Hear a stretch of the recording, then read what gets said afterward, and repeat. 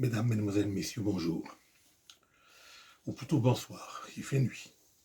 Donc je suis heureux de vous retrouver pour vous parler d'un personnage historique d'Écosse, de France et d'Angleterre, qui s'appelle Le Destin tragique. C'est la conférence, c'est le Destin tragique de Mary Stuart. Mary, M-A-R-Y, Stuart. Alors cette très charmante femme, très belle, très charmante et excessivement intelligente, est née en 1542, elle est morte en 1587. Elle s'est mariée 3 fois. Mais 3 fois, 3 mariages malheureux, malheureusement. Elle a été frappée par le malheur. Alors, le premier mariage, le handfasting, avec le fameux futur roi de France, François II. François II, c'est le fils de Henri II et de Catherine de Médicis. Handfasting, donc fiançailles, au Louvre en 1558, et 2-3 jours après, ou 5 jours après, mariage à, euh, à Notre-Dame de Paris. Il se marie à Notre-Dame de Paris. Voilà. Donc, malheureusement, le pauvre François II, qui deviendra roi après la mort de son papa Henri II, qui a reçu une lance lors d'un tournoi, a reçu une lance dans l'œil qui lui rentre dans le cerveau. Donc il est mort quelques jours après. Euh, euh, après la mort de son papa, Henri II, il devient roi de France. Avec sa maman Catherine de Médicis. Il devient roi de France 1559-1560. Mais il est malade il a une otite moyenne, l'oreille moyenne, qui pénètre dans l'oreille interne, puis gagne le cerveau, et il meurt d'une méningite foudroyante le 15 décembre 1559. Donc, cette fameuse Mary Stuart reste encore en France une année et elle quitte la France en 1560. Le 14 août 1560, elle quitte la France pour regagner quoi? Pour regagner où? Pour regagner l'Écosse. N'oublions pas qu'elle est reine d'Écosse. Depuis que son papa est mort en 1542, depuis sa naissance, il est mort quelques jours après sa naissance, on a fait quelques jours, 4-5 jours. 1542, elle est reine d'Écosse, elle restera jusqu'en 1567. Nous verrons pourquoi elle perdra ce titre de reine d'Écosse. Alors, elle rentre en Écosse et s'embourrache d'un certain Henry Stuart, Lord Danley. Alors, Lord Danley, il est affreusement jaloux du secrétaire particulier de Mary Stuart, qui est un très beau garçon, hein, David Rizzio, R-I-2-Z-I-O. C'est un Italien qui a fait ses études en France et qui est arrivé à la cour du roi de France et qui est là, la cour de la reine d'Écosse, pardon, de la reine d'Écosse. Et c'est un homme qui est excessivement jovial et séducteur, très séducteur. Mais Lord Danley ne le supporte pas et il le fait assassiner devant sa femme, le culot. Il le fait assassiner devant sa femme, Mary Stuart. Donc ce meurtre plombe le mariage de Lord Danley et de Mary Stuart. On dit même que le fils qu'elle aurait eu avec Lord Danley serait le fils qu'elle aurait eu, c'est-à-dire le futur Jacques VI d'Écosse ou Jacques Ier d'Angleterre, 1603-1625, serait le fils de David Rizzio. C'est ce qu'on dit. Bon.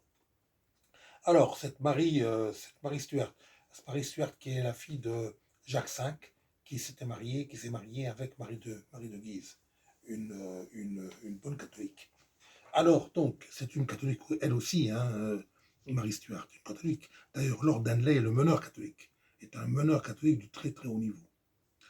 Alors, suite à cela, elle se lance dans les bras, elle est encore enceinte en 1566, elle est enceinte de son fils et elle s'emmourache d'un certain Jacques Hepburn, qui est le 4e comte de Boswell.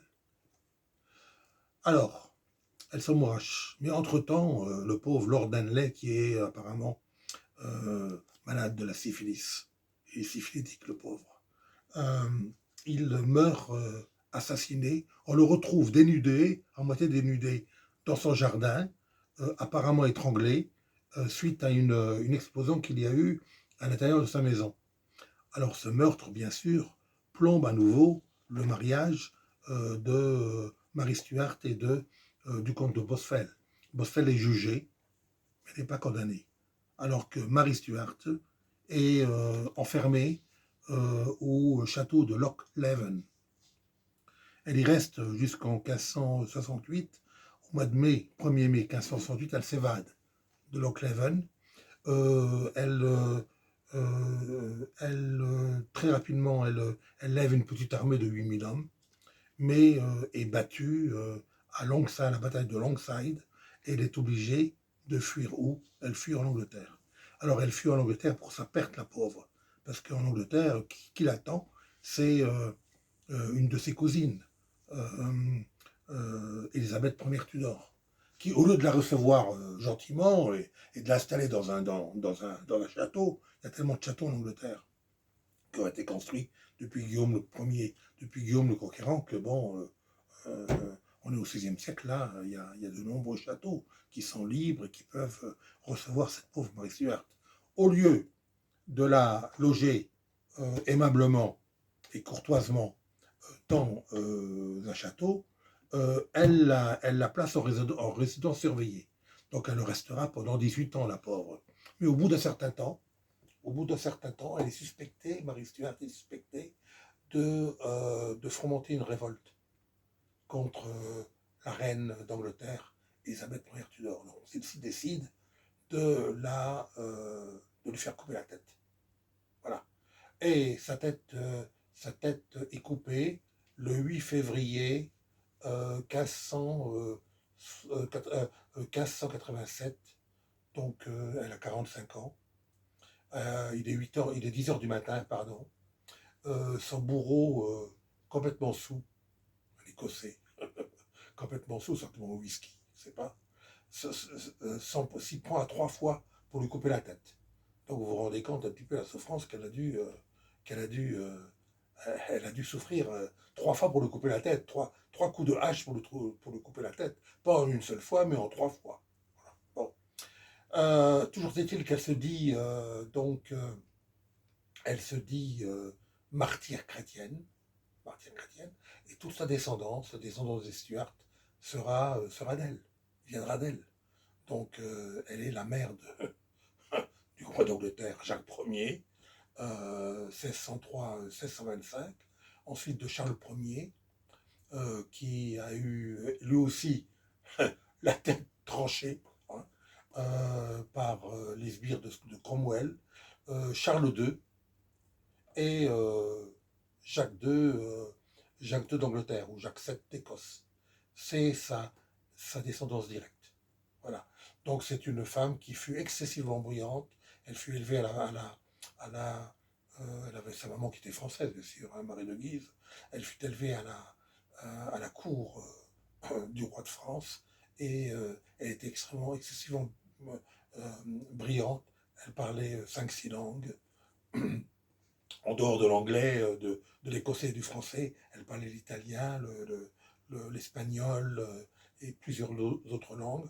Donc elle était véritablement, et d'une douceur et d'une force intérieure extraordinaire, mais très, très, très passionnelle.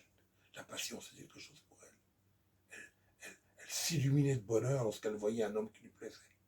Voilà. Et c'est ce qui l'a conduit à sa fin, bien sûr. Hein, elle est morte ayant la tête tranchée 3 fois. Le bourreau complètement saoul s'y reprit à 3 fois. Voilà. C'est ainsi que je termine cette vidéoconférence. Merci de m'avoir écouté. Pour aujourd'hui, ce sera tout. Merci.